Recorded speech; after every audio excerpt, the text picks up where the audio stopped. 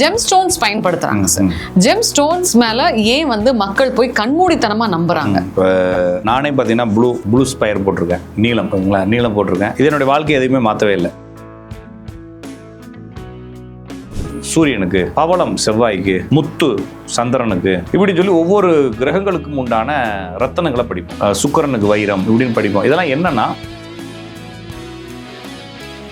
அப்ப என்ன மக்கள் பயன்படுத்தக்கூடிய எல்லாத்தையுமே என்ன செய்வான் ஜோசிக்காரன் அதெல்லாம் சேர்த்து இதுல மிக்ஸ் பண்ணி விடுறது. மிக்ஸ் பண்ணலைங்க, பிரிப்பான். அப்ப இவன் எதை ஆர்வப்படுவான், இவனுடைய ஆர்வம் என்னவா இருக்கும். அப்ப மக்கள் அதிகமாக ரத்தனங்களை வாங்கி சேமிக்கணும்னு ஆசைப்பட்டாங்க. இப்ப யார் வேணா இந்த கல்லு வேணா விருப்பப்பட்ட போட்டுக்கலாம், ஒண்ணுமே ஆகாது. ஆக்சுவலா இந்த கை எதை சார் குறிக்கிறது? இந்த கை வந்து சுக்கிரனை குறிக்கிறது. சுக்கிரனா சார்? ஏன் சார் ஒருத்தவங்க சொல்றாங்க இந்த கையில வந்து நீங்க மோதிரம் போடவே கூடாது, போட்டீங்கன்னா நீங்க ஆண்டி ஆயிடுவீங்கன்றாங்க. ஆனா நிறைய பெரிய கோடீஸ்வரனுங்க நான் பாத்திருக்கேன் சார். ஒரு சில பேர் போட்டிருக்காங்க, சில பேர் போடவே இல்லையா சார்? இதுக்கு நீங்க என்ன பஞ்சு கொடுப்பீங்கன்னு எனக்கு தெரியும். இருந்தாலும் நான் கேட்கறது, போடலாமா வேணாமா? என்ன வேணாலும் செஞ்சுக்கலாம் ஓகேங்களா. அதனால இதை போட்டதுனால நான் கெட்டு போயிட்டேன்னு எதுவுமே கிடையாது, போடாததுனால நல்லா இருந்தேன்னு எதுவும் கிடையாது.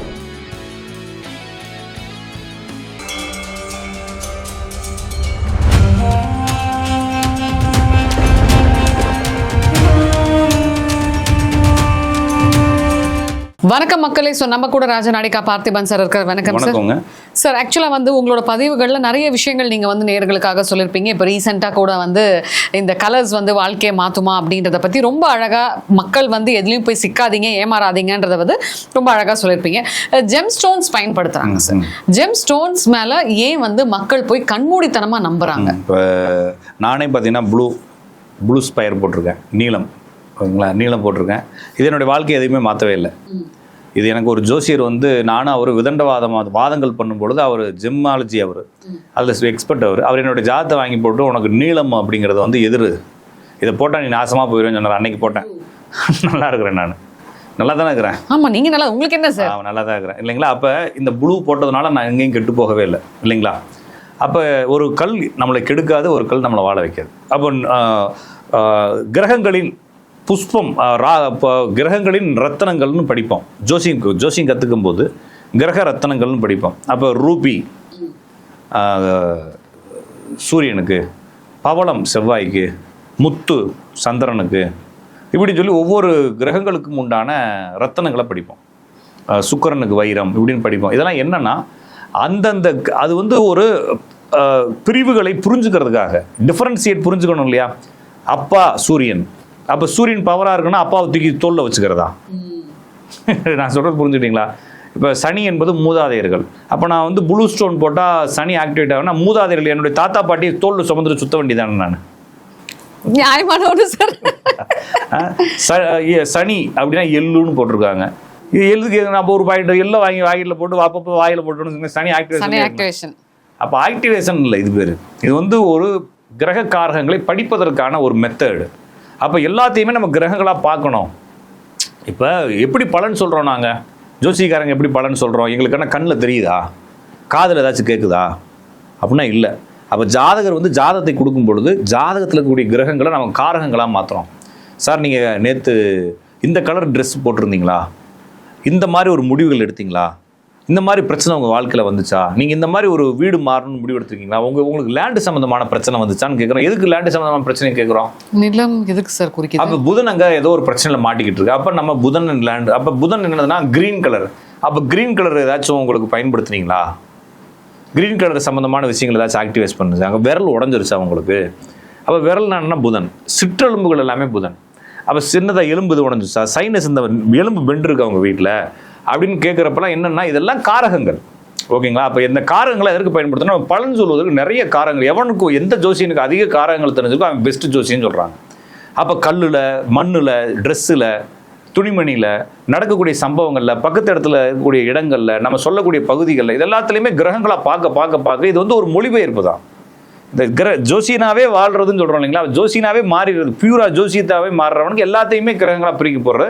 அவன் என்ன செஞ்சுருக்கான்னா, சமூகத்தில் பயன்படுத்தக்கூடிய இப்போ ரத்தினங்கள் அப்படிங்கிறது வந்து முகலாய பேரரசுக்கு பிறகு நம்மளுடைய சமூகத்துக்குள்ள நிறைய உள்ள வந்துச்சு. அதுக்கு முன்னால் ரத்தினங்கள் பெருசாக பயன்படுத்தப்படலை. முகலாயர்கள் தான் வேறு வேறு நாடுகள்லேருந்து ரத்தினங்கள் எடுத்துகிட்டு வந்து தன்னுடைய செல்வங்களாக இப்போ காட்டுறான். ஓகேங்களா.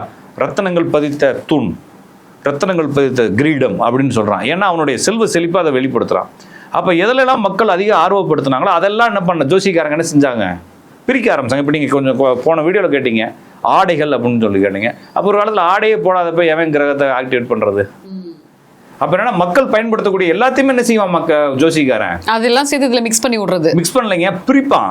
அப்போ இவன் எதை ஆர்வப்படுவான், இவனுடைய ஆர்வம் என்னவா இருக்கும். அப்போ மக்கள் அதிகமாக ரத்தனங்களை வாங்கி சேமிக்கணும்னு ஆசைப்பட்டாங்க. அது வந்து தன்னுடைய செல்வத்தினுடைய வெளிப்பாடுகளாக பார்த்தாங்க. எல்லாருமே வந்து தன்னுடைய ட்ரெஸ்ஸுகளில், தன்னுடைய தொங்கட்டானில், தன்னுடைய கடுக்கனில் இந்த நிறங்களை பயன்படுத்த ஆரம்பித்தாங்க. அப்போ இந்த ஜாதகன் எந்த நிறத்தை பயன்படுத்துவான், இந்த ஜாதகன் எந்த நிறத்தை பயன்படுத்துவான்னு செக்ரிகேட் பண்ணி ஜோசிக்காரங்க ஒரு ஒரு மெத்தடாக கொண்டு வந்தாங்க. அப்போ வீடுகள் இந்த திசையில் கட்டணுமா அப்படின்னா இந்த ஜாதகன் எந்த திசையில் வாழ்வான்னு சொல்லி கண்டுபிடிச்சாங்க. அப்போ பழைய நூல்கள் எடுத்து பார்த்தீங்கன்னா ஜாதகன் பிறந்தது கீழ் மேற்கு தெருவில் வடக்கு பார்த்த வீட்டில் ஜாதகன் பிறந்திருக்கான்னு புத்தகத்தில் எழுதியிருக்கும். சரிங்களா? அப்படிதான் எழுதியிருக்கும் புத்தகங்கள் படிக்கும்பொழுது. அந்த ஜாதகத்தை போட்டு ஜாதகனுடைய வீடு பற்றி சொல்வேன் கேட்பாயாக அப்படின்னு சொல்லி போட்டு ஜாதகன் கீழ்மேல் தெருவில் வடக்கு வாசல் கொண்ட வீட்டில் வாழ்ந்தான். இவனது வீட்டிற்கு தெற்கு பக்கமாக சிவன் ஆலயம் ஒன்று இருந்தது அப்படின்னு எழுதியிருக்கும். அப்போ இதெல்லாம் என்னன்னா ஒரு மனிதனுடைய வாழ்க்கையை பற்றி புரிஞ்சுக்கிறதுக்காக மெத்தட். அப்போ இவன் எந்த ரத்தனங்களை அதிகமாக பயன்படுத்தினான், இவன் வீடுகளில் புஷ்பராக ரத்தனங்களை அதிகமாக பயன்படுத்தி வந்தான், இவனுடைய ஆடைகளில் அது அதிகமாக தென்படணும் அப்படின்னு சொல்லி போடுறாங்க. அப்போ என்னன்னா அவன் எதை பயன்படுத்துறான்னு கண்டுபிடிக்கிறதுக்கான சிஸ்டத்தை கொண்டு வந்து இவங்க என்ன பண்ணிட்டாங்கன்னா மெதுவாக இதை பயன்படுத்துறதுனால இவன் பெரிய ஆளாயிட்டான்னு சொல்லுவாங்க. அப்போ என்னன்னா ஒன்றுமே இல்லாதவனுக்கு என்ன செய்யணும், இதை பயன்படுத்துன்னு சொல்கிறாங்க. இப்போ நான் மறுபடியும் ரத்தனம் என்பது விலை உயர்ந்தது. இப்போ நான் வந்து கஷ்டத்தில் இருக்கிறேன், எனக்கு ஒரு 25,000 இப்போ பிரபல ஜோசியர் அவர் வந்து இந்த நூற்றாண்டின் சிறந்த ஜோசியர்லாம் உருட்டிக்கிட்டு இருக்காரு. இப்போ பரிகாரம்லாம் பொய்ங்கிறாரு. ஆனால் ஆரம்ப காலத்தில் அவர் வரவனுக்கு பூரா ரத்தனம் எழுதி கொடுத்தாரு. கல் வந்து 200 ரூபா கல்ல 25,000 விற்றாரு எல்லாத்துக்குமே. கம்ப்ளீட்டாக யார் வந்தாலுமே ரத்தனங்கள் எழுதாமல் அவர் அனுப்பவே மாட்டார். அப்போ என்ன ஆயிடுச்சு, மக்கள் கடனில் வரவனுக்கு அவனே கடனில் மாட்டிக்கிட்டு இருக்கான். அவனுக்கு 40,000 ரத்தன கல் விற்றா அவனுக்கு 40,000 கடன் எக்ஸ்ட்ரா ஆயிடுச்சு. அவ்வளோதான். இப்போ அவன் கல்லை தூக்கி கடைசியாக வீட்டில் போய்ட்டு ஏதாச்சும் பீரோவில் போட்டு வச்சுருப்பான். இப்போ ரத்தனங்களை பயன்படுத்தி எதையுமே மாற்ற முடியாது. சரியாக புரிஞ்சுக்கணும். ஜெமாலஜி அப்படிங்கிறது இவங்க என்ன மாதிரி நிறங்களை பயன்படுத்துவாங்க, என்ன மாதிரி கல்லை பயன்படுத்துவாங்க, என்ன மாதிரி ஆட்டிடியூடில் இருப்பாங்க, என்ன மாதிரி வாழ்வாங்கன்னு சொல்லாமே தவிர இப்படி இவங்க நிறத்தை பயன்படுத்தினா கோடீஸ்வரன் ஆவாங்க, இப்படி கல்லை போட்டால் கோடீஸ்வரன் ஆயிடுவாங்க, இப்படி இருந்தால் கோடீஸ்வரன் ஆங்க, இவங்க மீச வச்சா கோடீஸ்வரன் ஆயிடுவான், இவங்க சடை போட்டால் கோடீஸ்வரன் ஆயிடுவான், இவங்க பொட்டு வச்சா கோடீஸ்வரன் ஆயிடுவான்னு சொல்லி மக்களை ஃபுல்லாக போட்டால் சொல்ல புரிஞ்சுக்கலாம். அப்போ டெய்லி வந்து நீங்கள் வந்து உருளைக்கிழங்கு கறி சாப்பிட்டீங்கன்னா கோடீஸ்வரன் ஆயிடுவான்னு சொல்லலாம்.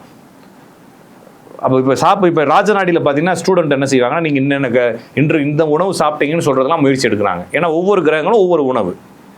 அப்போ இந்த உணவுகள் சாப்பிட்டீங்கன்னு சொல்லலாம். ஆனால் நீங்கள் வந்து இன்னைக்கு உருளைக்கிழங்கு கறி சாப்பிட்டீங்கன்னா கோடீஸ்வரன் ஆயிருவீங்கன்னு சொன்னால் என்ன பைத்தியக்காரத்தனமா இல்லையா? அப்போ இதே போல பைத்தியக்காரத்தனம் தான் இந்த ஜெம்மு. சார் ஆனால் எனக்கு ஒரே ஒரு சந்தேகம் சார், இப்போ இயற்கையோட ஒத்துவாழன்றது தான் உங்க கான்செப்ட். என்ன அது நடக்கிறது இப்போ இயற்கையா வரக்கூடியது தான் இந்த கற்கள் சார். அது எல்லாருக்குமே தானே சார் சூட் ஆகும். ஆமா, அதான் சொல்றேன், எல்லாரும் போட்டுக்கலாம். ஆனால் அவங்க இதை தான் விரும்புவாங்க.